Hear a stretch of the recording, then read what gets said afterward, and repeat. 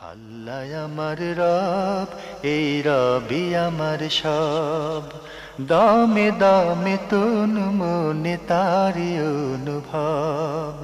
তোমার দুনিয়াতে আমি যেদিকে তাকাই, অথই নিয়ামতে ডুবে আছি সবাই।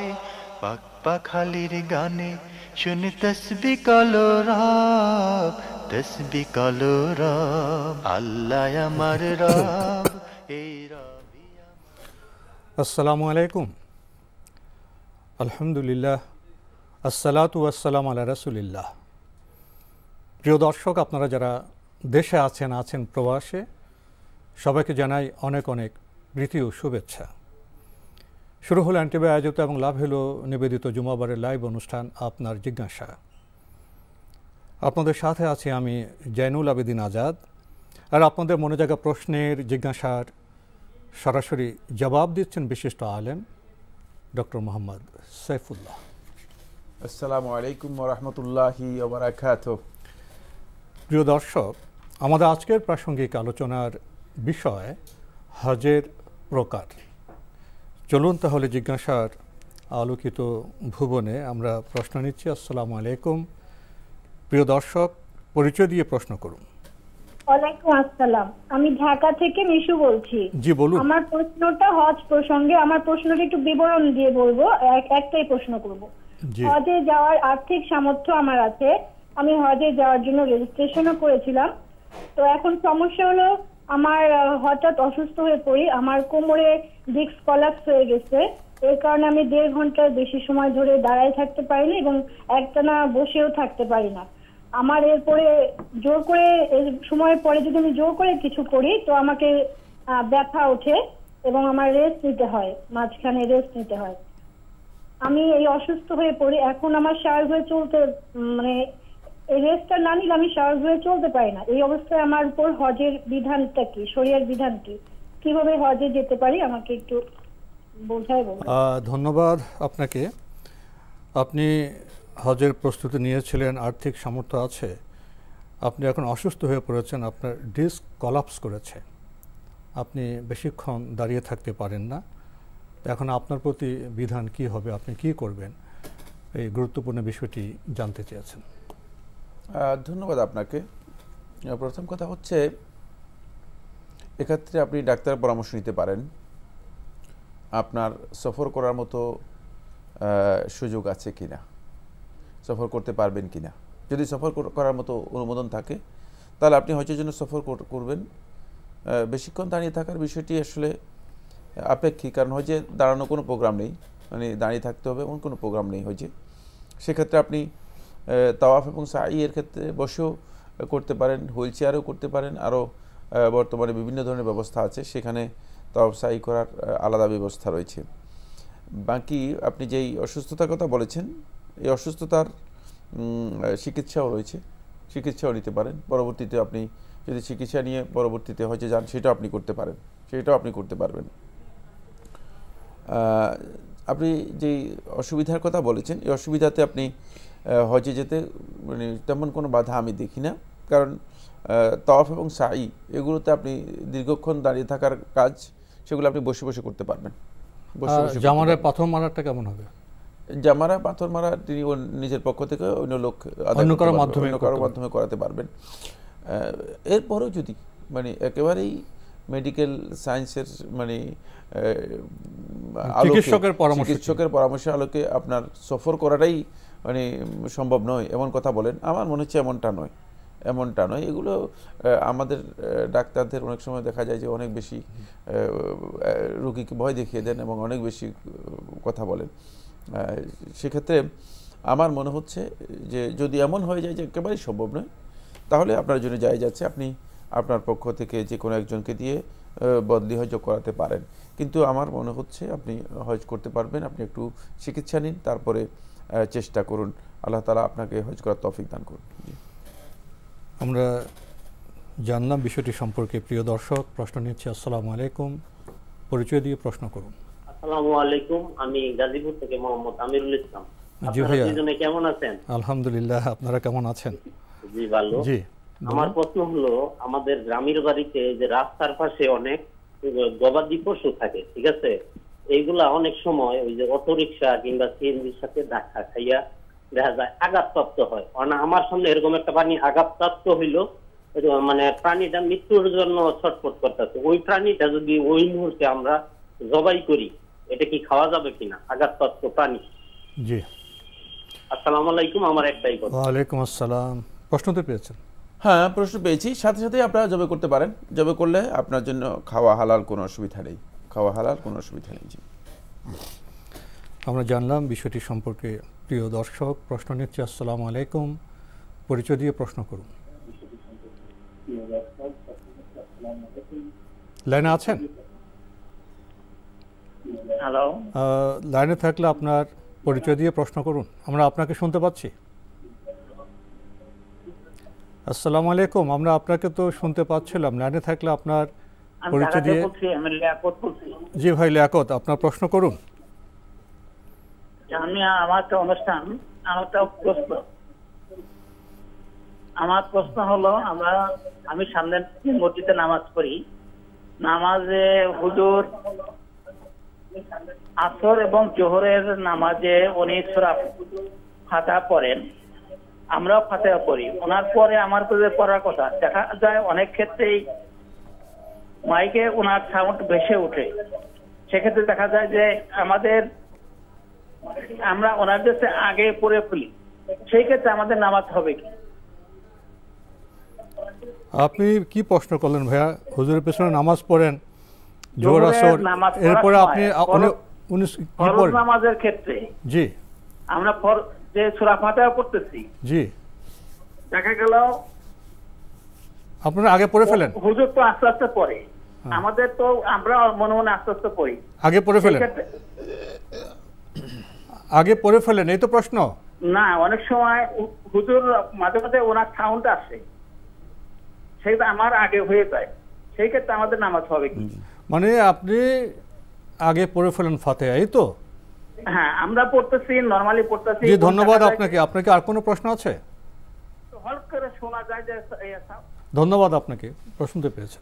প্রশ্ন পেয়েছি। তিনি বলেছেন যে ইমাম সাহেব সূরা ফাতিহা পড়েন, মাঝে মধ্যে ইমাম সাহেবের আগে তারা সূরা ফাতিহা পড়ে ফেলেন, এতে কি সালাত হয়ে যাবে? হ্যাঁ, সালাত হয়ে যাবে, সালাত হয়ে যাবে ইনশাআল্লাহ তাআলা। আমরা জানলাম বিষয়টি সম্পর্কে। প্রিয় দর্শক, প্রশ্ন নিচ্ছে। আসসালামু আলাইকুম, পরিচয় দিয়ে প্রশ্ন করুন। ওয়ালাইকুম আসসালাম। আসসালামু আলাইকুম ওয়া রাহমাতুল্লাহ। ওয়ালাইকুম আসসালাম ওয়া রাহমাতুল্লাহ। আপনারা ভালো আছেন? আলহামদুলিল্লাহ। জি, আপনাদের ঈদের অগ্রিম শুভেচ্ছা থাকলো। আপনাকেও ঈদের অগ্রিম অভিনন্দন, শুভেচ্ছা। আমার রাসেল বলছিলাম জামালপুর থেকে। জি বলুন। জি, আমাদের এলাকায় বেশিরভাগ মসজিদে দেখা যায় যে ফজর এখন 4:40, জোহর 1:30 এবং আসর 5:15-তে সালাত আদায় করতে হবে। এই সময়টাতে কি আসলে অবলম্বন হচ্ছে? না হলে আমি আসলে কি করতে পারি? আর কোনো প্রশ্ন আছে? জি, আমার একটা প্রশ্ন ছিল। আমি জুম্মার খুতবায় ইমাম সাহেব বলতে শুনলাম যে নবী সাল্লাল্লাহু আলাইহি ওয়াসাল্লাম বলেছেন, কেউ যদি ফজর এবং ইশা সালাত জামাতের সাথে আদায় না করে তাহলে সে মুনাফিক হবে। এটা কি ঠিক আছে? ধন্যবাদ আপনাকে। আপনি নামাজের সময়সূচি উল্লেখ করেছেন, যেমন আসরের সময়সূচি আপনি উল্লেখ করেছেন 5:15 মসজিদে হয়। তো আপনার প্রশ্ন হলো, এগুলি কি আউয়াল ওয়াক্ত হচ্ছে? না, আউয়াল ওয়াক্ত হচ্ছে না। আপনি সালাতে যে টাইমিং উল্লেখ করেছেন এগুলো আউয়াল ওয়াক্তে হচ্ছে না, আউয়াল ওয়াক্তে হচ্ছে না। এগুলো সবটাই সালাতের ক্ষেত্রে তাখির করা হচ্ছে, ডিলে করা হচ্ছে, নবী সাল্লাল্লাহু আলাইহি ওয়াসাল্লামের সুন্নাহ অনুযায়ী সঠিক নয়। জি, আরেকটি প্রশ্ন করেছেন আপনার এলাকার ইমাম সাহেব, বলেছেন ফজর এবং এশা কেউ জামাতে না পড়লে তিনি মুনাফেক, এ কথা কি ঠিক আছে? ফজর এবং এশার সালাত যদি জামাতে আদায় না করে অবশ্যই তিনি এক প্রকারের মুনাফেক। রাসূল সাল্লাল্লাহু আলাইহি ওয়াসাল্লামের সময় মুনাফেকদেরকে চিহ্নিত করা হতো এই কাজের মাধ্যমে, কোনো সন্দেহ নেই। জি, আমরা জানলাম বিষয়টি সম্পর্কে। প্রিয় দর্শক, প্রশ্ন নিচ্ছে। আসসালামু আলাইকুম, পরিচয় দিয়ে প্রশ্ন করুন। আসসালামু আলাইকুম। ওয়ালাইকুম আসসালাম। ঢাকা থেকে বলছি। আমার কিছু প্রশ্ন ছিল। আপনি একটু ধীরে স্পষ্ট করে আপনার প্রশ্নটি করুন। আমি ওই যে আমার শরীর খারাপ যখন হবে মাসিক পিরিয়ডে, আমার যে 5টা সূরা মুখস্থ আছে, এই সূরাগুলি কি আমি মুখে মুখস্থ বলতে পারবো? যেমন সূরা ইয়াসিন, দুখান, মুজাম্মিল, এরকম আর রহমান। মানে এগুলো মুখস্থ পড়তে পারবেন কিনা? হ্যাঁ, মাসিক অবস্থা আমি কি মুখস্থ পড়তে পারবো? আর কোনো প্রশ্ন আছে? মুখস্থ আছে, এগুলি আমি পড়তে পারবো কিনা? আর কোনো প্রশ্ন আছে? আর হচ্ছে এই যে না ওযুর সময় যে বলছে যে হাত মুঠো করা, ওই হাত 3 ভাগে 4 ভাগ গেল, ওইটা কি আবার ওইভাবেই রিটার্ন আসতে হবে? আপনার দ্বিতীয় প্রশ্নটি আবার করুন তো। আপনি কি লাইনে আছেন? দ্বিতীয় প্রশ্ন পেয়েছেন? না, পাইনি, প্রশ্ন পাইনি জি। আপনার দ্বিতীয় প্রশ্নটা আমরা পাইনি। আপনি লাইনে থাকলে আপনার, আচ্ছা লাইনটি কেটে গেছে, আপনার প্রশ্নে আমরা যাই। আপনি বলছেন মাসিক অবস্থায় যে 5টি সূরা আপনার মুখস্থ আছে, সেগুলো পড়তে পারবেন কিনা, দোয়া পড়তে পারবেন কিনা? হ্যাঁ, দোয়া পড়তে পারবেন। দোয়া পড়তে কোনো ধরনের বাধা নেই, দোয়াগুলো পড়তে পারবেন, তবে সূরাগুলো পড়বেন না। এই অবস্থায় সূরাগুলো না পড়াই উত্তম। জি, আমরা জানলাম বিষয়টি সম্পর্কে। প্রিয় দর্শক, প্রশ্ন নিচ্ছি। আসসালামু আলাইকুম, পরিচয় দিয়ে প্রশ্ন করুন। আসসালামু আলাইকুম। ওয়ালাইকুম আসসালাম। জি হুজুর, আমার একটা প্রশ্ন ছিল। কোথা থেকে কে বলছেন? জি, আমি কুমিল্লা থেকে বলছি, রাবেয়া। জি বলুন। বলুন। জি হুজুর, আমার হচ্ছে যে আমি এবার কোরবানি করি, কিন্তু আমার যে আরেকটা কোরবানি হচ্ছে আমি আল্লাহর হস্তে মাদ্রাসাতে এতিমখানায় একটা খাসি দেই। হ্যাঁ, এখন হুজুর এটা কি মৃত ব্যক্তির নামে কি ওই কোরবানিটা দেওয়া যাবে? ধন্যবাদ আপনাকে।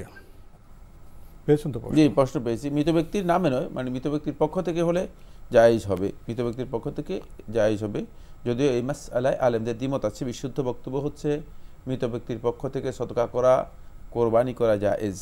জি, আমরা জানলাম মৃত ব্যক্তির নামে নয়, তার পক্ষে আপনারা কোরবানি করতে পারবেন। প্রিয় দর্শক, প্রশ্ন নিচ্ছি। আসসালামু আলাইকুম, পরিচয় দিয়ে প্রশ্ন করুন।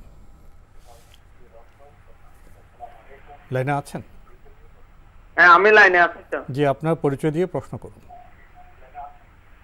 হ্যালো, আমরা আপনাকে শুনতে পাচ্ছি, আপনার পরিচয় দিয়ে প্রশ্ন করুন। আমি চট্টগ্রাম থেকে বলছি, মোহাম্মদ জসিমউদ্দিন। ভাইয়া বলুন, আপনার প্রশ্ন করুন। আমার প্রশ্ন হচ্ছে, এই নামাজের মধ্যে যে নাওয়াইতু আন উসাল্লিয়া লিল্লাহি তাআলা রাকাতে সালাতুল ফজর, এগুলো বলা হয় না? জি। এগুলো কি এগুলো কি কোরআন হাদিসে আছে? আচ্ছা, আর কোনো প্রশ্ন আছে? আর একটা প্রশ্ন হচ্ছে কি, এই শুক্রবারে এই যে কবলাল জুমা বাদ জুমা 4 রাকাত কি 8 রাকাত কি নামাজ পড়তে হয়, এগুলো কি আছে? ধন্যবাদ আপনাকে।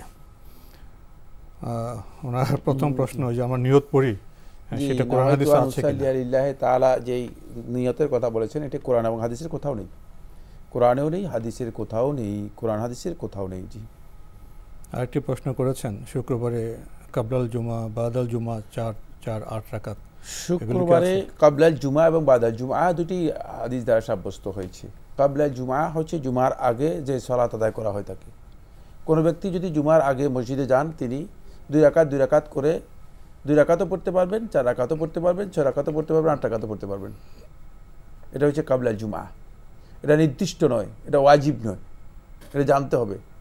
আবার জুমার পরে 2 রাকাত পড়তে পারবেন, 4 রাকাতও পড়তে পারবেন। তবে নবী সাল্লাল্লাহু আলাইহি ওয়াসাল্লাম বলেছেন, সল্লু বাদাল জুমআতি আরবাআন, যে জুমার পরে তোমরা 4 রাকাত পড়ো, 4 রাকাত পড়ো।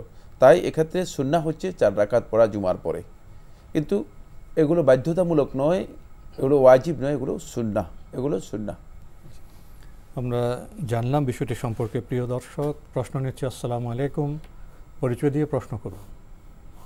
ওয়ালাইকুম আসসালাম, আমি ক্যালিফোর্নিয়া থেকে বলছি, ইউএসএ। জি, কে বলছেন? আমি নামটা বলতে চাচ্ছি। ঠিক আছে, বলুন আপনি। আমার একটা প্রশ্ন ছিল হচ্ছে, আমার বাবা মারা গেছেন, 8 বছর হয়েছে। তো আমার বাবা যখন মারা যান, তখন আমার দাদা বেঁচে ছিলেন, আর আমার দাদি মারা গেছিলেন তখন, কিন্তু আমার দাদা বেঁচে ছিলেন। আর আমরা 2 বোন আর 1 ভাই ছোট। তো যেটা হয়েছে আমার ভাই হচ্ছে একটু মানে ও একটু মানে একটা স্পয়েল কিড হয়ে গেছিল তখন অলরেডি। তো আমার মা ওটা নিয়ে অনেক কনসার্ন হয় এবং ও তখন ক্লাস 10-এ পড়তো। তো তখন একটা মেয়ের সাথে সম্পর্ক করে এবং ওই মেয়েটাও নাবালিকা, তাকে নিয়ে সে হচ্ছে বাসা থেকে পালায় যায়। তো তখন আমার মা খুবই কনসার্ন হয়ে যায় যে এত অল্প বয়সে সে এরকম শুরু করছে, আর আমার বাবাও মারা গেছে রিসেন্ট। তো আমার বাবা বেঁচে থাকতে ও এরকম শুরু করে যে একটু নেশাগ্রস্ত, আমার বাবা বুঝতে পারে যে একটু নেশা টেশা করে। তো তখন থেকে আমার বাবা ওকে মানে বারবার এইসব ব্যাপারে সতর্ক করার চেষ্টা করছে, একটু মারছেও একবার দুইবার যে এগুলো ছাড়ানোর জন্য, কিন্তু ও কিছুতেই শুধরায় না। আর আমার বাবা মারা যাওয়ার পরে ও আরো বেশি এরকম হয়ে গেছে। এখন আপনার প্রশ্নটা কি? আপনার প্রশ্নটা? হ্যাঁ, আমার প্রশ্নটা হচ্ছে যে আমার মা তখন করলেন কি, যে উনি বললেন যে আমার ভাই তো এরকম হয়ে গেছে, তো ও হয়তো বা আমার বাবার রেখে যাওয়া সম্পত্তি সব নষ্ট করে ফেলবে। তো আমার আম্মা হচ্ছে কোর্টের মাধ্যমে সব সম্পত্তি আমার আম্মার নামে লিখায় নিলেন, যাতে হচ্ছে ও সম্পত্তি বিক্রি করতে না পারে। তো আমি আমার ফেসটার থেকে বলতেছি, আমি যতটুকু আমার বিষয়ে জানি, তো আমি তখন আসলে অত বুঝমান ছিলাম না বা ইসলাম সম্পর্কে অনেক মানে ধারণা কম থাকার কারণে আমি কোর্টে যে সাক্ষী দিয়ে মানে সিগনেচার দিছিলাম যে আমি হচ্ছে হ্যাঁ আমার বাবা আমার মার নামে সব সম্পত্তি দিয়ে গেছে, কিন্তু বেসিক্যালি আমার বাবা কোনো সম্পত্তি ভাগ করে দিয়ে যায়নি। এটা হচ্ছে ওই আমার ভাইকে মানে সম্পত্তি রক্ষা করার জন্য এরকম একটা কোর্টের মাধ্যমে এরকম করা হয়েছে। জি, আপনার বিষয়টা আমরা উপলব্ধি করেছি। এখন আপনার প্রশ্নটা কি? আমার প্রশ্ন হচ্ছে যে আমি তো এরকম না বুঝে যে একটা মিথ্যা সাক্ষী বলা যায় এটা যে করেছি, এর জন্য তো আমি খুবই অনুতপ্ত এবং আল্লাহর কাছে অনেক কান্নাকাটি করেছি, কিন্তু এখন আমার কি করণীয়? আর আমি এটাও জানতাম না যে আমার দাদা বেঁচে থাকতে আমার বাবা যদি মারা যায় তো আমার দাদাও একজন শরীক, কিন্তু এখন আমি যখন ইসলাম সম্পর্কে জ্ঞান নিচ্ছি তো আমি জানি যে এখন সেও শরীক ছিলেন, কিন্তু এখন আমার দাদা মারা গেছেন।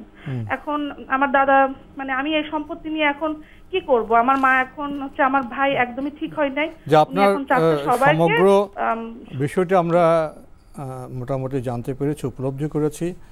আমরা প্রশ্নে যাচ্ছি। আপনি যে সম্পত্তির বিবরণ দিলেন, আগে আপনার বাবা মারা গেছেন, পরে দাদা মারা গেছেন, আপনার ভাইটা স্পল হয়ে গেছে, একটা পরিস্থিতিতে আপনারা ভয় পেয়ে কোর্টের মাধ্যমে মায়ের নামে সব সম্পত্তি আপনারা একটা বিধিবদ্ধ করেছেন, আপনি সেখানে মিথ্যা সাক্ষী দিয়েছেন। এখন অনুতপ্ত, করণীয় কি?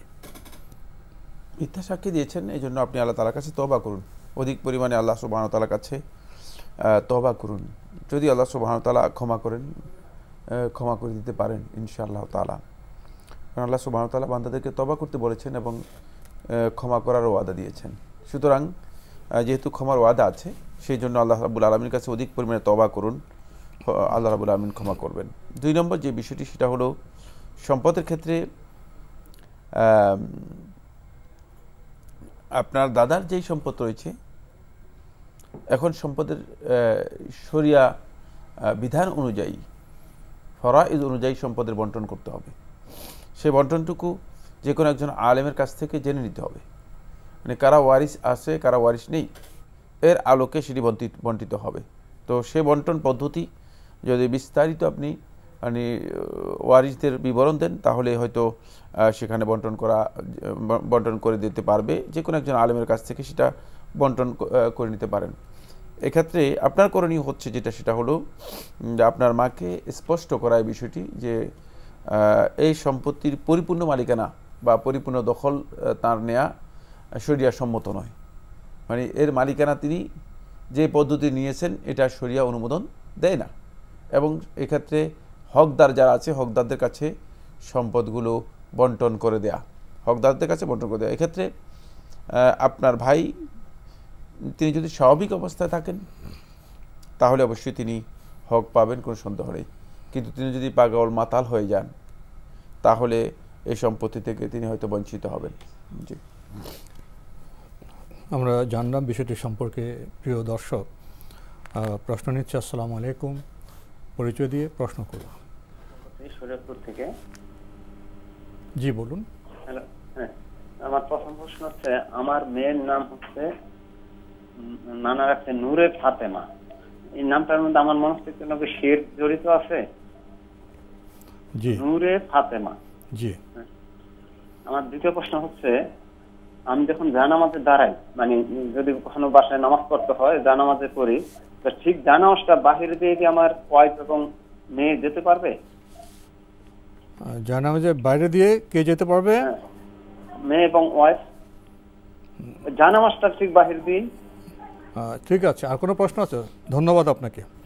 আপনার প্রথম প্রশ্ন, নূর ফাতেমা এই নামে কি কোনো শিরক আছে? না, শিরকের কিছুই নেই। নূর ফাতেমা এর মধ্যে শিরকের কিছুই নেই। জি। আর যখন নামাজের দাঁড়ান, জানামাজের বাইরে দিয়ে মানে সামনে দিয়ে কি কেউ যাতায়াত করতে পারবে? যদি তার সূত্রা অর্থাৎ যতটুকু পর্যন্ত তার সলাতে সূত্রা দেওয়া আছে এই সূত্রার বাহির দিয়ে যান তাহলে কোনো অসুবিধা নেই, অথবা পাশে দিয়ে যান কোনো অসুবিধা নেই। কিন্তু যদি জানামাজের সামনে দিয়ে সূত্রা ছাড়া যান তাহলে সলাৎ নষ্ট হয়ে যাবে, তাহলে সলাৎ ভেঙে যাবে, সলাৎ আপনাকে আবার আদায় করতে হবে। জানামাজ পর্যন্ত ওনার অধিকার, সিজদা জায়গা, জানামাজের সামনে দিয়ে যান যদি, হ্যাঁ, এতে সলাৎ ভেঙে যাবে। কিন্তু সূত্রা থাকলে সূত্রার সামনে দিয়ে গেলে সলাৎ হয়ে যাবে। জি, সূত্রার বিষয় রয়েছে এখানে। জি।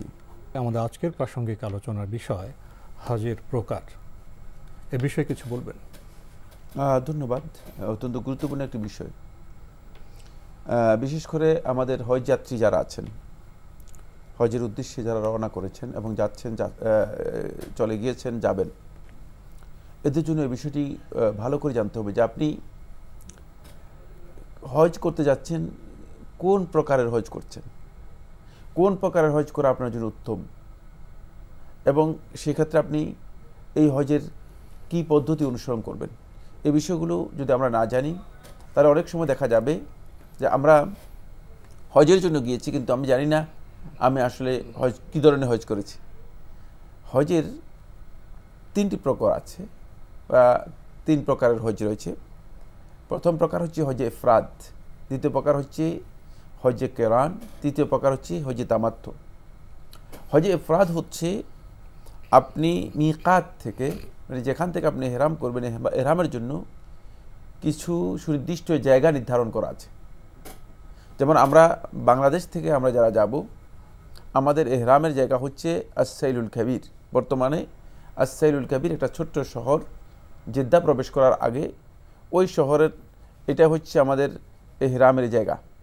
এখান থেকে আমাদেরকে এটাকে মিকাত বলা হয় থাকে। মিকাত হচ্ছে যেখান থেকে এহরাম করা হয় থাকে, যে স্থান থেকে, সেই স্থানকে মিকাত বলা হয় থাকে। তো আস-সাইলুল কাবীর এখান থেকে আপনি হজের এহরামের জন্য এহরাম করবেন এবং নিয়ত করবেন।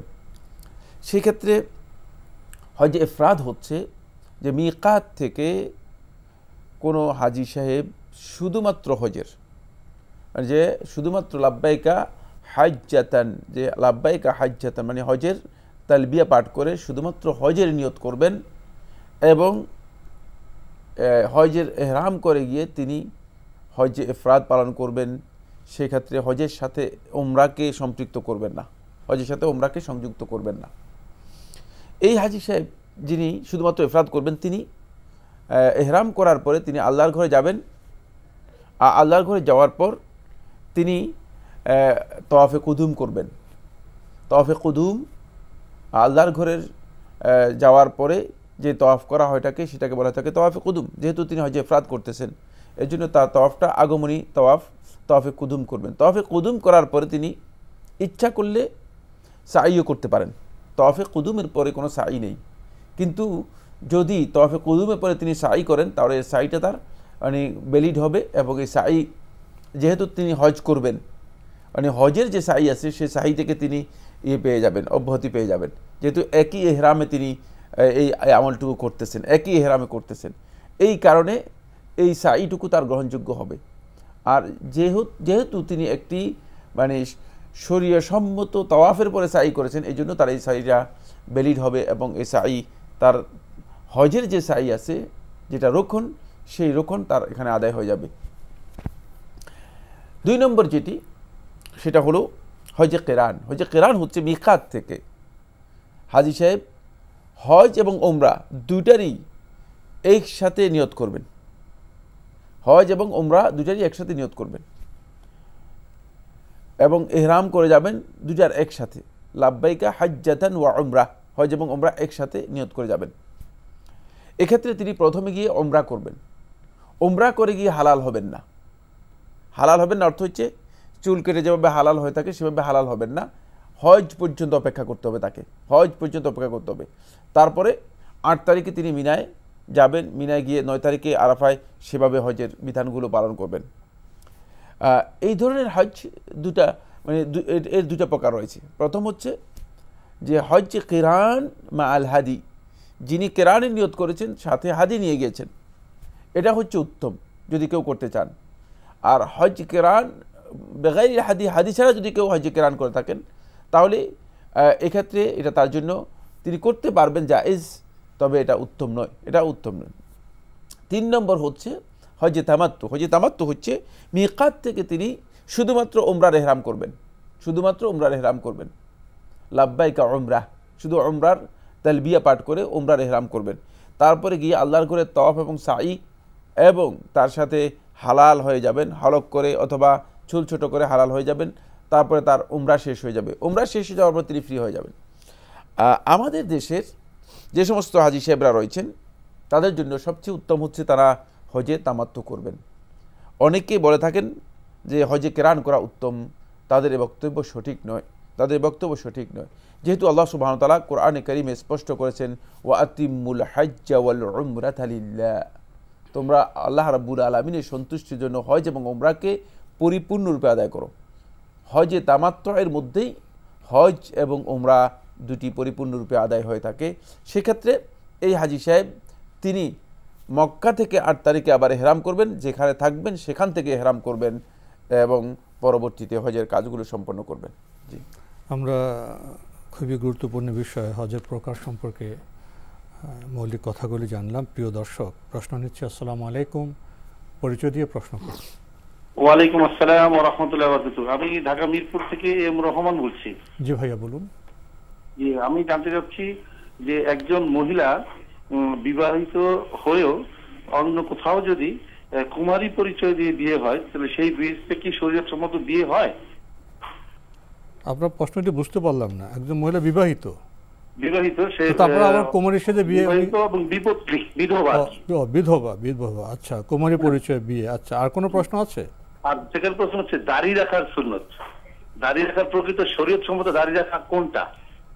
আমাদের মানে যে অতিথি ওনার না উপস্থাপকের একটা, কোনটা? ধন্যবাদ আপনাকে। আপনার প্রথম প্রশ্ন যে বিধবা মহিলা কুমারী পরিচয় দিয়ে যদি অন্য জায়গায় বিয়ের চেষ্টা করেন এটা কেমন হবে? না, ইনি প্রতারণার আশ্রয় গ্রহণ করেছেন, বিয়ে হয়ে যাবে, কিন্তু প্রতারণার আশ্রয় গ্রহণ করার কারণে তিনি গুনাহগার হবেন, তিনি গুনাহগার হবেন। মান গাশশানা ফালাইসা মিন্না, রাসূলুল্লাহ সাল্লাল্লাহু আলাইহি ওয়াসাল্লাম বলেছেন যে আমাদের সাথে প্রতারণার আশ্রয় গ্রহণ করলো ফালাইসা মিন্না, সে আমাদের দলভুক্ত হতে পারবে না। সুতরাং এই প্রতারণার কাজটি তার জন্য হারাম হবে, তবে এতে বিয়ে হয়ে যাবে, বিয়ে হয়ে যাবে। আমাদের দর্শক আরেকটি প্রশ্ন করেছেন দাড়ি রাখার বিধান সম্পর্কে। না, দর্শক এই প্রশ্নের উত্তর আমরা দেব না। জি, ধন্যবাদ আপনাকে। প্রিয় দর্শক, আমরা পরিচয় জানতে চাইব যিনি প্রশ্ন করছেন। আসসালামু আলাইকুম, পরিচয় দিয়ে প্রশ্ন করুন।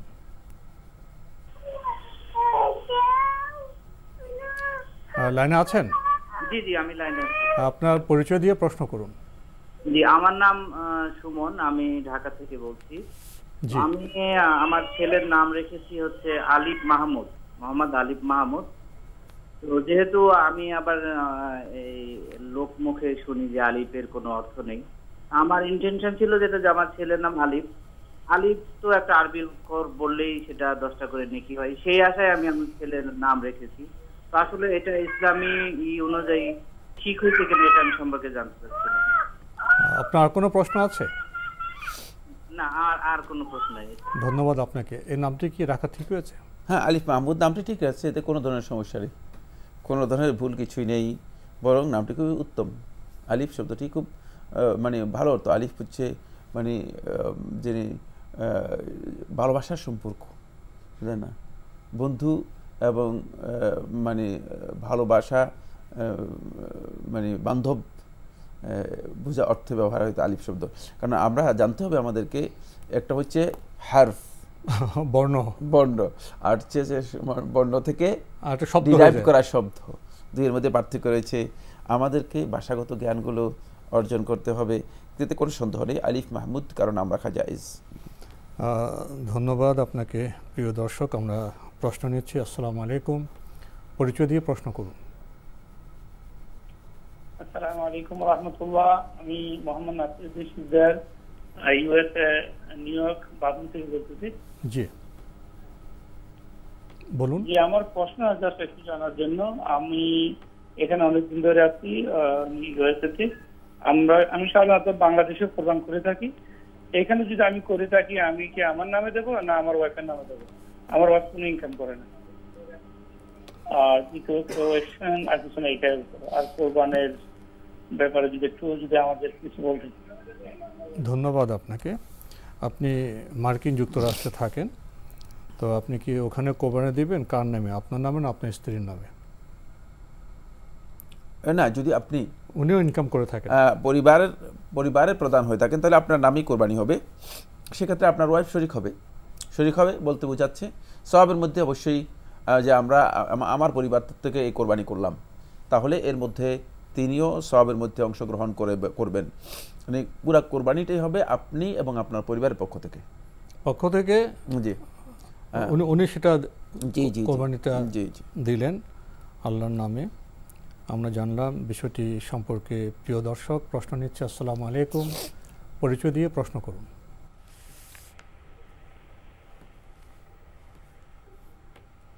হ্যালো, আসসালামু আলাইকুম। ওয়ালাইকুম আসসালাম। আমি চাঁদপুর থেকে বলছি আর কি হুজুর। জি বলুন। আমি বলতাম আর কি হুজুর, আমার বাচ্চা হয় না, বুঝছেন? আমি ডাক্তারের কাছে গেছিলাম। জি, ডাক্তারের কাছে গেছি, আর ডাক্তার আমাকে আইভিএফ মানে টেস্ট ভেবে নিতে বলছে। টেস্ট ভেবে নিতে বলছে আমার হাজবেন্ড আর আমার। কিন্তু আমি যার বাসায় গেছি, ওনার বাসায় গেছি, ওনারা ব্যাপারটা যায় না গেছে, কিন্তু আমি যেটা সত্য সেটাই বলছি যে আমার হাজবেন্ডের আমারটা দিয়ে আর কি আমরা বাচ্চা নিতে চাই। মানে আইভিএফ ট্রিটমেন্ট আর কি স্বামীর শুক্রাণু আর আমার ডিম্বাণু, এই দুটা নিয়ে আমি আর কি বাচ্চা আর কি এভাবে ডাক্তার বলছে এইভাবে নিয়েছি। তো এটা আমি সত্য আমি আর কি বলছি ওনাদের কাছে আর কি যে এভাবে ট্রিটমেন্ট করতে বলছে। এখন ওনারা বলতেছে কি এটা নাকি অন্যজনেরটা দিয়ে হয়, এটা সামাজিক ভাবে আমার আত্মীয় স্বজনের কাছে ওনারা বলছে। তো বলার পরে আর কি হুজুর আমি তো আসলে ব্যাপারটা সবার কাছে বলতে পারতেছি না লজ্জার কারণে। ওনাদের কাছে বলছি, ওনারা বলছে মানুষের কাছে যে এটা নাকি অন্যজনের জিনিস দিয়ে হয়। এখন আমি মনের কষ্টের আগের ক্ষোভে আমি মানে 30 পারা কোরআন আর কি বলছে যে হাজীগঞ্জ মসজিদে দিব। মনের কষ্টে আর কি যে আমি তো সত্য, আমার হাজবেন্ড তো সত্য, আমি ট্রিটমেন্ট নিয়েছি। এখন ওনারা বলতেছে যে এটা নাকি অন্য মানুষের। এই জন্য ওনাদের উদ্দেশ্যে যে আমার নামে এই কথাটা ছড়াইছে, ওনার উদ্দেশ্যে আমি বলছি যে আমি একদিন কোরআন শরীফ দিব আর কি মসজিদে। তো এটা কি জায়েজ কি না? মূল কথা হলো আপনাদের স্বামী স্ত্রীর শুক্রাণু এবং ডিম্বাণু দিয়ে আপনার ল্যাবরেটরিতে চেষ্টা করতেছেন, এই তো? জি জি। তা আপনাদের আত্মীয় স্বজন ভুল কথা বলছে যে অন্যের শুক্রাণু দিয়ে কাজ করছেন। এখন আপনি খুব আহত হয়েছেন, আপনি বলেছেন যে আমি মসজিদে কোরআন শরীফ দিব। তো এটা ঠিক আছে কিনা, এই তো? জি জি। মানে আপনি আমরা ওই আত্মীয় স্বজন যারা মিথ্যা প্রচার করেছে তাদের প্রতি আপনি খুব ক্ষুব্ধ, তাই না? জি জি জি। যে আমার নামে এই কথাটা ছড়াইছে। ধন্যবাদ আপনাকে। আমাদের সমাজে কত কিছু হয়, আমরা কত সহজে না মানুষকে আপনজনদেরকে আহত করে ফেলি। কি বলবেন? প্রথম কথা হচ্ছে মানে সব কথা সবার কাছে বলতে নেই।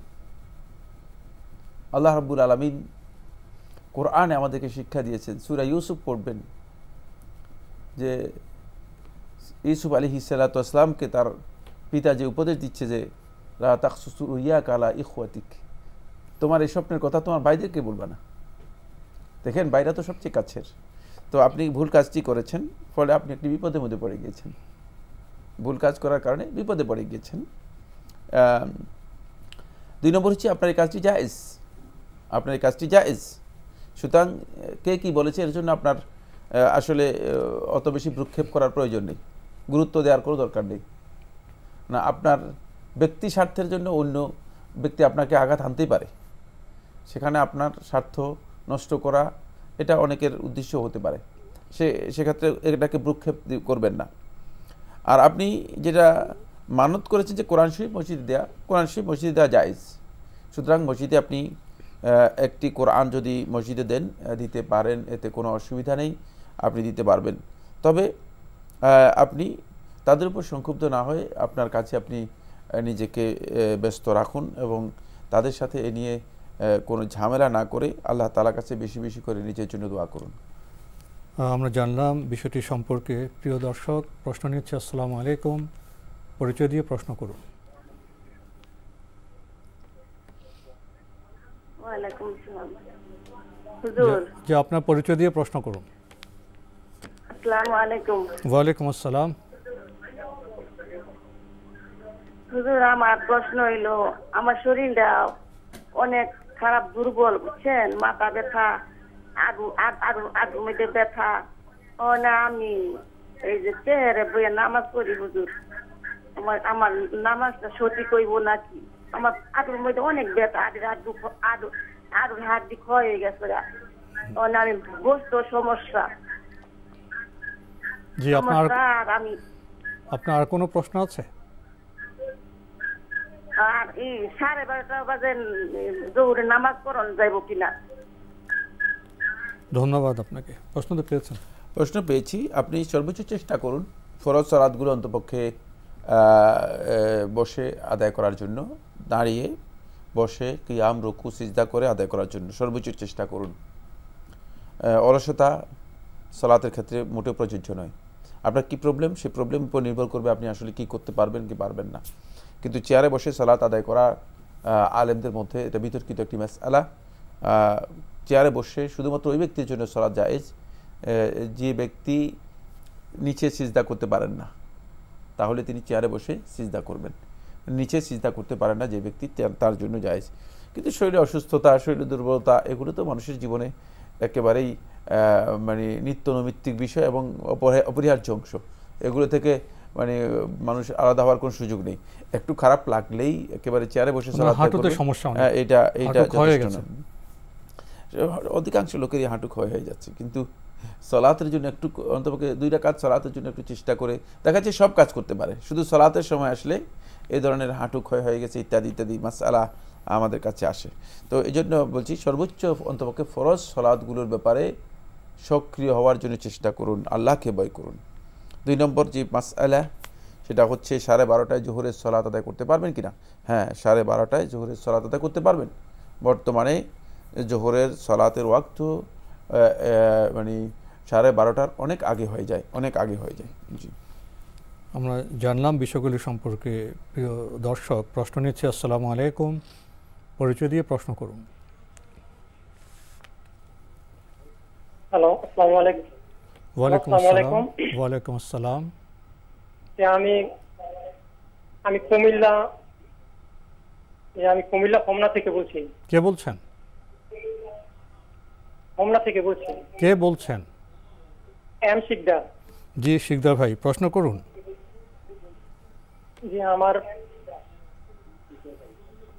জি, আমার প্রশ্নটা হলো যে আমি পবিত্র ফজরের সালাতের সময় মসজিদে প্রবেশ করলাম, ঠিক আছে? জি। ওই সময় আমি প্রবেশ করার পরেই দেখি ইমাম সাহেব জমাতে দাঁড়ায় গেছে।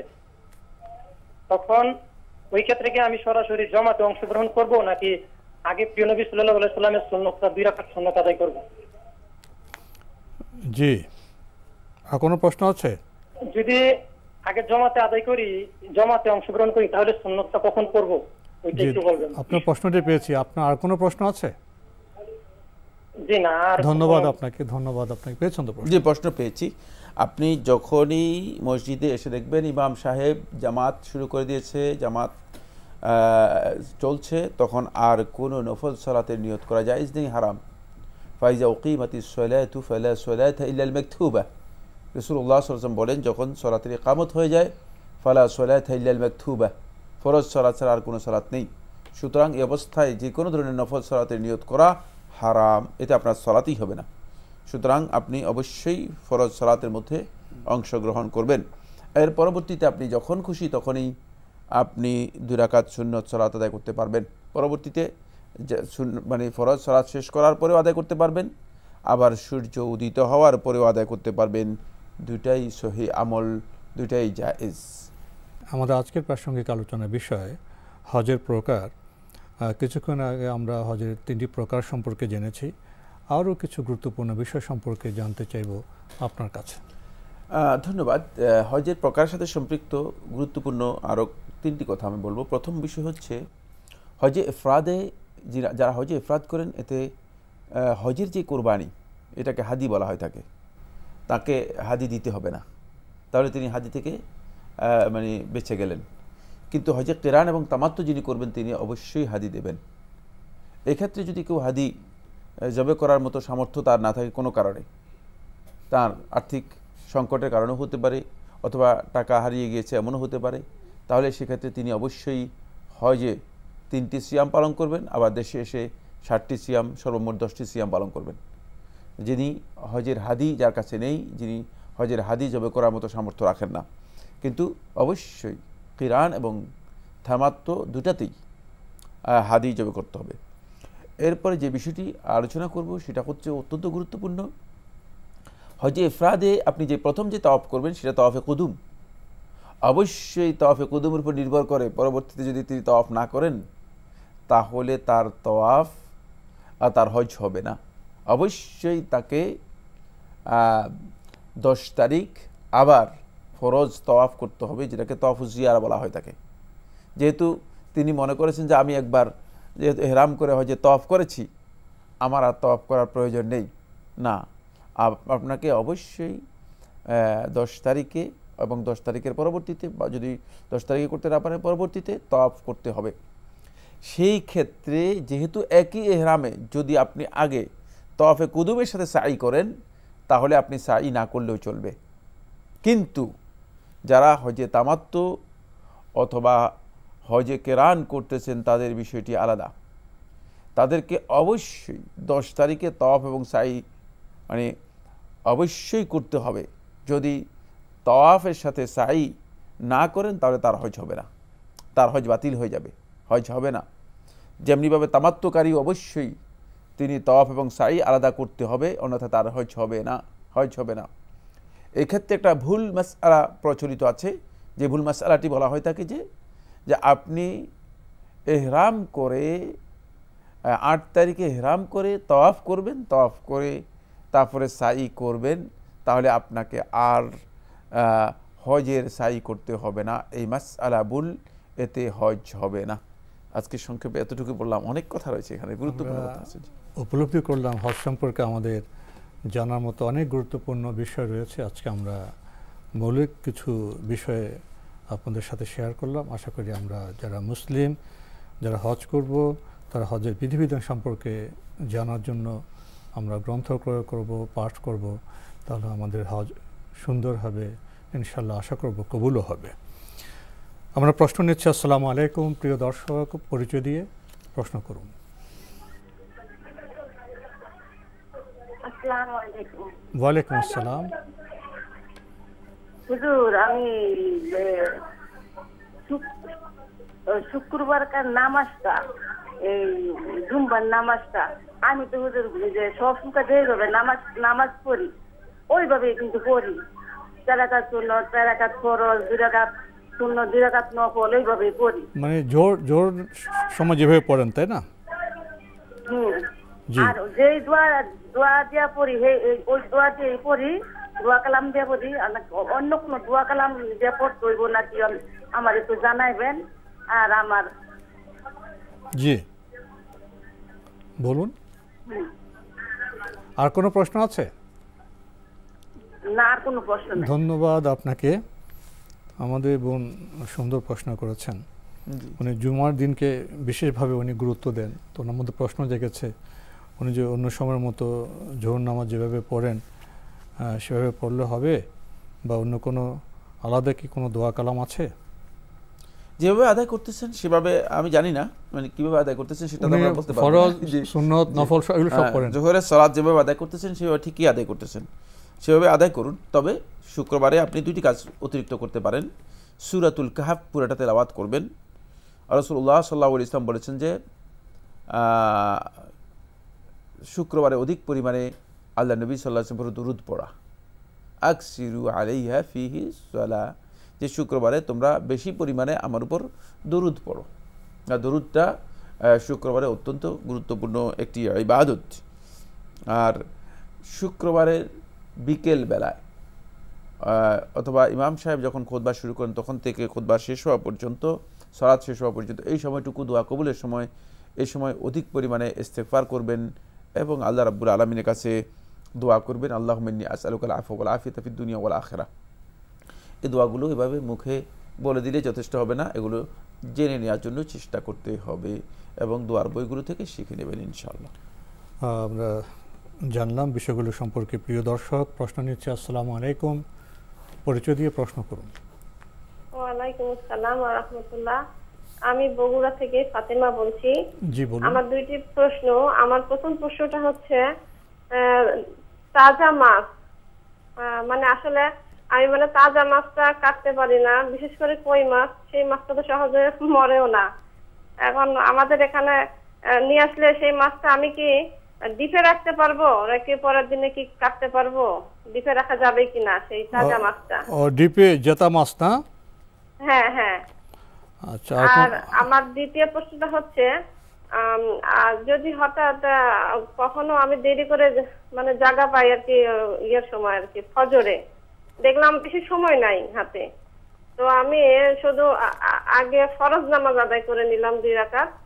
ফরজ নামাজ পড়ার পরে তারপরে দেখছি যে সূর্যোদয় হতে হয়তো 2-3 মিনিট হাতে আছে, তো আমি কি তখন সুন্নাতটা আদায় করতে পারবো নাকি সূর্য উদয়ের পরে পড়বো? কারণ যদি আগেই পড়ি সুন্নাতটা তাহলে ফরজের পরে যে ইয়েগুলো আছে আর কি, তাসবিহগুলো, ওগুলো পড়তে তো প্রায় 10-12 মিনিট। জি ধন্যবাদ আপনাকে, আপনি খুব সুন্দর প্রশ্ন করেছেন। আপনি বলছেন যে তাজা মাছ, বিশেষ করে আপনি কই মাছের কথা বললেন, এটা আপনি কাটতে পারেন না, সমস্যা হয়। সেক্ষেত্রে জীবন্ত অবস্থায় মাছ কি ডিপ ফ্রিজে রাখা যাবে? না, এগুলো মেরে ডিপ ফ্রিজে রাখবেন। জীবন্ত অবস্থায় মানে এইভাবে মাছকে কষ্ট দেওয়া এটা উচিত নয়, জায়েজ নেই। মানে যে কোনো জিনিসই, যখনই কোনো কিছু আমরা আমাদেরকে যেগুলো জবে করতে অথবা যেগুলোকে খাবারের জন্য হালাল করা হয়েছে কিন্তু তাকে কষ্ট দেওয়া, এটা সুন্নাহ পরিপন্থী কাজ। সুতরাং এমনি জায়েজ, কিন্তু সুন্নাহ পরিপন্থী কাজ হবে যে আপনি এটা মেরে তারপরে রাখতে পারেন। আর এইটা আমার মনে হচ্ছে খুব বড় সমস্যা নয়। এটা আমাদেরকে প্রশ্ন না করে আপনার আশেপাশে যারা আছে তাদের সহযোগিতা নিয়ে আপনি সমস্যার সমাধান করেন, আমাদের কাছে জিজ্ঞেস করার মাসআলাই নেই।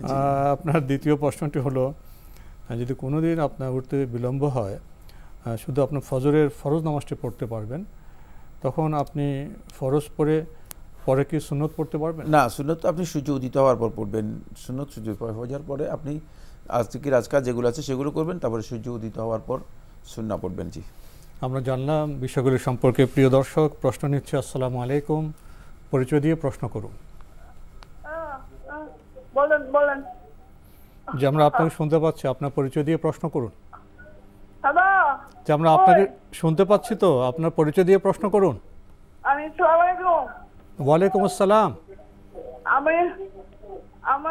আমি মোহাম্মদপুর থেকে বলতেছি। জি বলুন, কে বলছেন? আমার নাম শামসুন নাহার।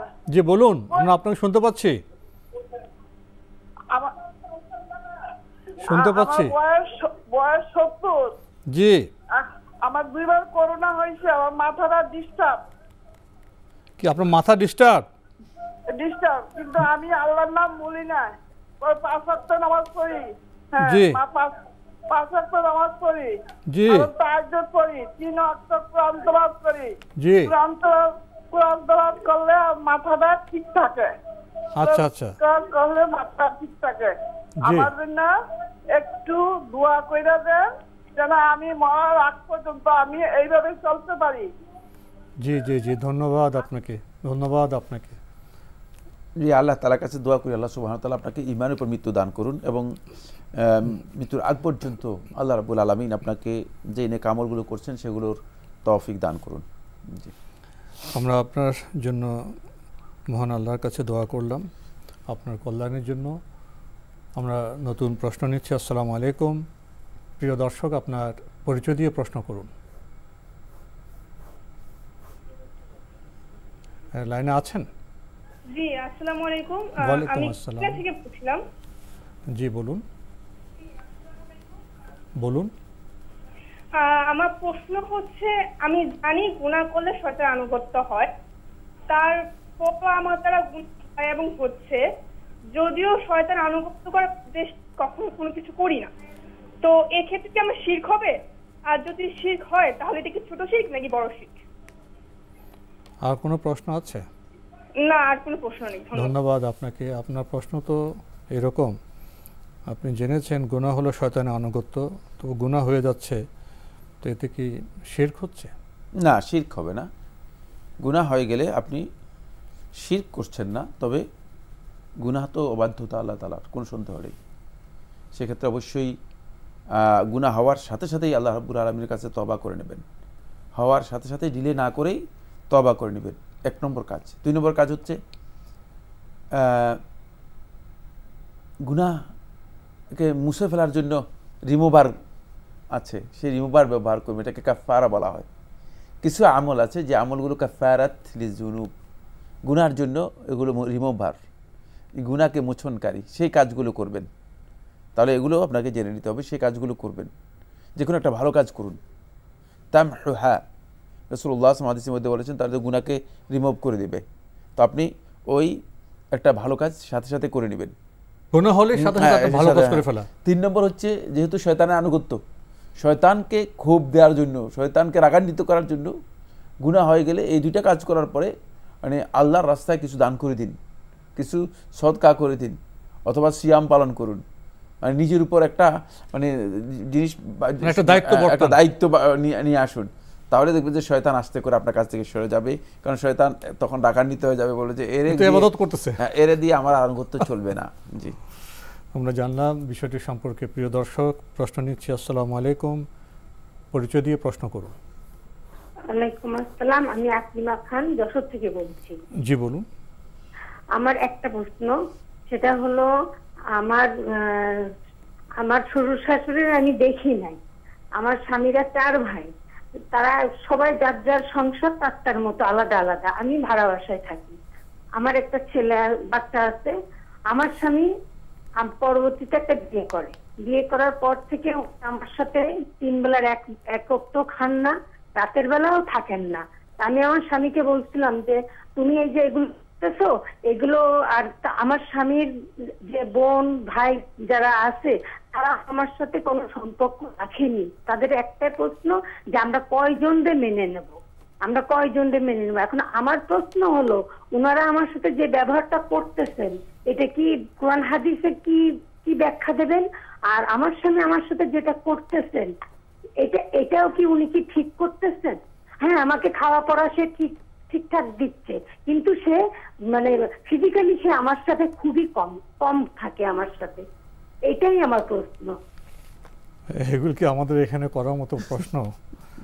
আপনার পারিবারিক বিষয় আমরা বলছি, কি করবেন বলছি। অনেক সময় আসে জীবনে, তো সকাল সন্ধ্যা আছে, ভালো মন্দ আছে, সুখ দুঃখ আছে, সে সময় ধৈর্যের প্রয়োজন এবং সমাধানের পথকে সেটা খোঁজা প্রয়োজন। আপনাদের পারিবারিক সমস্যা, তো পারিবারিকভাবে যদি আপনারা মীমাংসা করতে পারতেন ভালো হতো। এটা টেলিভিশনে আনা কতটা যৌক্তিক, নিজে চিন্তা করে দেখতে পারেন। আপনি ব্যাখ্যা চেয়েছেন, ব্যাখ্যা তো আপনারাই ভালো বলতে পারবেন। এই কাজটা ঠিক হচ্ছে কিনা এটা তো আপনারা জানেন। যাক, ওনার প্রশ্ন পেয়েছেন? প্রশ্ন পেয়েছি। আপনার স্বামী যে কাজটি করছেন, তিনি হারাম কাজ করছেন, এর জন্য তিনি গুনাহগার হবেন। যেহেতু তিনি মানে আমি জানি না ইন্টেনশনালি অথবা তিনি আপনার হক নষ্ট করতেছেন, সুতরাং এই কাজ তার জন্য হারাম হচ্ছে, এতে কোনো সন্দেহ নেই। এক্ষেত্রে আপনি সংশ্লিষ্ট যারা আপনার স্বামীর উপর যাদের কর্তৃত্ব আছে, প্রভাব আছে, তাদের মাধ্যমে এটা সুরাহা করার জন্য চেষ্টা করুন। ইসলাম এভাবে সুরাহা করতে অনুমোদন দিয়েছে। আর যদি এতেও তিনি রাজি না হন, তাহলে তো ইসলাম খুব সহজ করেছে। আপনার হক যেখানে লঙ্ঘিত হচ্ছে, সেখানে আপনার অধিকার আছে আপনি দেশের জাতীয় আইন অনুযায়ী তার বিরুদ্ধে আইনানুগ ব্যবস্থা নিতে পারেন। সেক্ষেত্রে সেটা অবশ্য জটিল বিষয়, তবে সমঝোতার মাধ্যমে যদি সমাধান করা যায় এটা সবচেয়ে উত্তম, আত্মীয়স্বজনের মাধ্যমে। আর এই ক্ষেত্রে আপনি যেটা বলেছেন সেটা আমিও বলছি, ধৈর্য খুবই দরকার। হতে পারে ধৈর্যের মাধ্যমে আপনি অনেক বেশি ফল পেতে পারেন, অনেক বেশি আল্লাহ রাব্বুল আলামিনের কাছ থেকে মর্যাদা পেতে পারেন। এজন্য যদি আপনি সত্যিকার ধৈর্য ধারণ করতে পারেন তাহলে হয়তো আপনার এই অবস্থা, এই মানসিক অবস্থার পরিবর্তন আসতে পারে। জি, আমরা জানলাম বিষয়টি সম্পর্কে। প্রিয় দর্শক, প্রশ্ন নিচ্ছে। আসসালামু আলাইকুম, পরিচয় দিয়ে প্রশ্ন করুন। আসসালামু আলাইকুম, আমি মোহাম্মদ ফুরকান বলতেছি।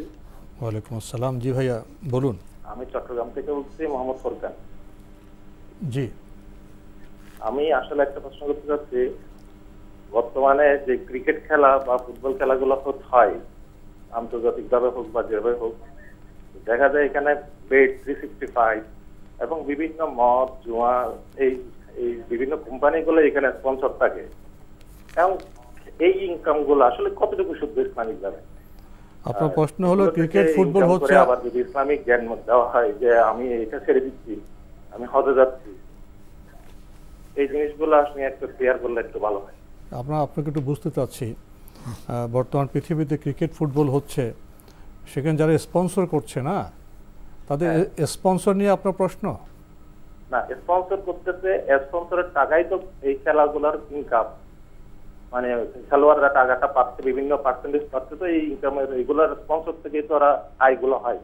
এই আয়গুলো আসলে কতটুকু সত্য? আর খেলাটুকু খেলে যে আমি ইনকাম করে আবার আমি ইসলামিক ভাবে বলতে চাচ্ছি যে আমি ইসলামিক এই করতে চাচ্ছি, তাইলে আসলে ইনকামটাই তো যার শুদ্ধ না আমার জানা মতে। ধন্যবাদ আপনাকে, আপনি খুবই গুরুত্বপূর্ণ একটি প্রশ্ন করেছেন, কিন্তু একেবারে শেষ সময়ে।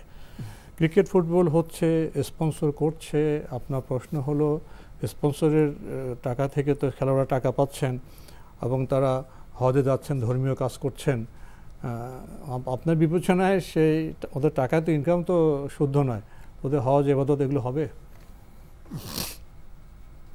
কি হজের মাসআলা জিজ্ঞেস করেছেন না কোনটা জিজ্ঞেস করেছেন?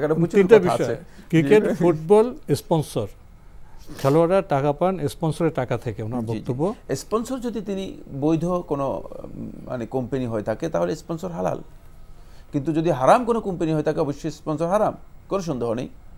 এখন যিনি শ্রম দিয়ে ইনকাম করছেন তার এই ইনকামটুকু হালাল, তার ইনকামটুকু হালাল।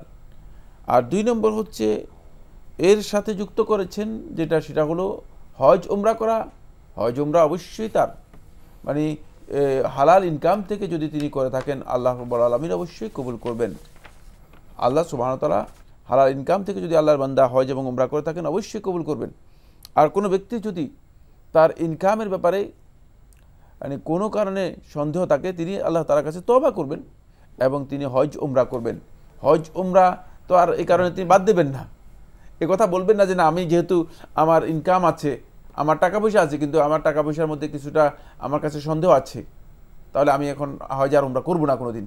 না, অবশ্যই তিনি হজ এবং উমরা করবেন, অর্থ থাকলে আল্লাহ তাআলার কাছে করবেন, আল্লাহ তাআলার কাছে তওবা করবেন, আল্লাহ ভালো জানেন, আল্লাহ তাআলার কাছে তওবাও করবেন, আল্লাহ তাআলার কাছে তওবা করবেন। আর কবুল করবেন কিনা আল্লাহ তাআলা তো অবশ্যই জানেন, কিন্তু আল্লাহ সুবহানাহু ওয়া তাআলা বান্দাদের আমল কবুল করেন, কারণ আল্লাহ রাব্বুল আলামিন তো আমাদের মতোই ক্ষুদ্র চিন্তা আল্লাহ রাব্বুল আলামিন নেই, আল্লাহ তাআলার কাছে কোনো অভাব নেই, তো আল্লাহ রাব্বুল আলামিন ক্ষমা করে দেন। সুতরাং বান্দা যদি সত্যিকার তওবা করে আল্লাহ তাআলার কাছে ফিরে আসেন এবং আল্লাহ রাব্বুল আলামিনের কাছে চান, আল্লাহ সুবহানাহু ওয়া তাআলা অবশ্যই ক্ষমা করবেন। এটাই আমরা আল্লাহ তাআলার ব্যাপারে আশাবাদী, কারণ আল্লাহ তাআলা বলেছেন তো আল্লাহর ব্যাপারে আমাদের ধারণা হতে হবে সুধারণা, যে আমার আল্লাহ আমাকে ক্ষমা করে দিবেন, এটা হচ্ছে আমাদের ধারণা। এবং প্রত্যেকটি বান্দা আল্লাহ রাব্বুল আলামিন সম্পর্কে এই ধারণা যদি করে থাকে, এই বান্দা যদি সত্যিকার তওবা করে অবশ্যই আল্লাহ তাআলা ক্ষমা করে দেবেন ইনশাআল্লাহ।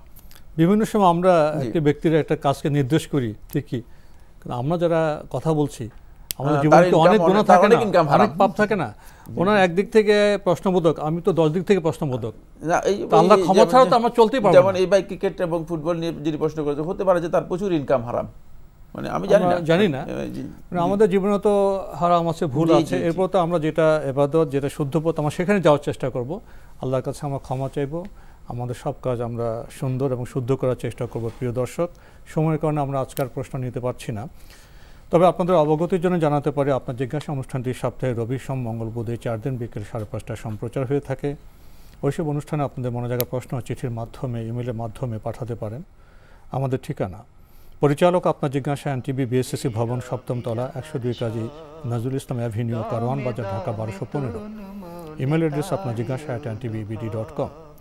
প্রিয় দর্শক, আপনারা এনটিভি অনলাইনেও আমাদের অনুষ্ঠান দেখতে পারবেন, ভিজিট করুন www.ntvbd.com।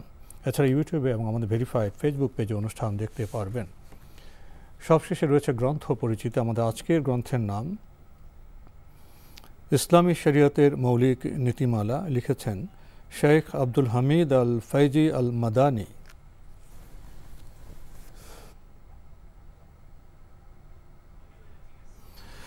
খুবই গুরুত্বপূর্ণ এই গ্রন্থটি প্রকাশ করেছে আলোকিত প্রকাশনী। দীর্ঘ সূচি রয়েছে, দলিল, ইজমা, কিয়াস, রাসূল সাল্লাল্লাহু আলাইহি ওয়াসাল্লামের কর্মাবলী, সাহাবীর উক্তি, পরস্পর বিরোধী দলিলের মাঝে সমন্বয় সাধনের নীতিমালা, শরীয় শব্দার্থ বোঝা অপরিহার্য, শরীয়তের হুকুম, আদেশ নির্দেশ সূচক বাক্য, নিষেধ আম খাস ভাবার্থ, শরীয় বিধান সমূহের 5টি মান, মুস্তাহাব, মানদুব বা সুন্নাত, মুবাহ, মাকরুহ, হারাম, মুসলিম নরনারীর ক্ষেত্রে কতিপয় মৌলনীতি, ইস্তিহাদ ও তাকলিদ, বিবিধ ফিকি নীতিমালা, আরও অনেক গুরুত্বপূর্ণ বিষয় রয়েছে এই গ্রন্থে। প্রিয় দর্শক, এই গ্রন্থটির মূল্য 165 টাকা। কেউ যদি গ্রন্থটি পেতে চান টেলিফোনে যোগাযোগ করতে পারেন। Telephone number 01747370727। আবারও বলছি 0174737270727। ইসলামী শরীয়তের মৌলিক নীতিমালা, যদি সংক্ষেপে কিছু বলতেন। ইসলামী শরীয়তের মৌলিক নীতিমালা, ইসলামী শরীয়তের কিছু বিষয় আছে যেগুলো একেবারেই গুরুত্বপূর্ণ মূলনীতি, যেগুলো কোনোভাবেই লঙ্ঘন করা বৈধ নয়। আর এই মূলনীতিগুলো জানলে আমরা ইসলামী শরিয়ার বিধিবিধানগুলোকে সহজেই নিজেদের আয়ত্তে আনতে পারবো। যাদের কাছে মূলনীতির জ্ঞান নেই, তারা আসলে শরিয়ার মৌলিক বিষয়গুলো না জানার কারণে বিধিবিধানগুলো অথবা বিভিন্ন মাসলা মাসাইলের ব্যাপারে বিভিন্ন ধরনের বিক্ষিপ্ত, বিচ্ছিন্ন এবং আন্দাজ অনুমানের উপর বক্তব্য দিয়ে থাকেন। আমি আশা করি যারা শরিয়ার মূল নীতিগুলো জানতে চান তারা অবশ্যই এই ধরনের বিষয়গুলো নিজেদের কাছে রাখবেন, উপকৃত হবেন। আমরা জানলাম খুবই গুরুত্বপূর্ণ বিষয়ে গ্রন্থটি সম্পর্কে দেখা হবে ইনশাআল্লাহ আগামী জুমাবার একই সময়ে। প্রিয় দর্শক, মহান আল্লাহ আমাদের সবাইকে নিরাপদে রাখুন, রাখুন শান্তিতে। আসসালামু আলাইকুম। আল্লাহ আমার রব, এই রবি আমার সব, দামে দামে তুন মনে তারি অনুভব। আল্লাহ আমার রব, এই রবি।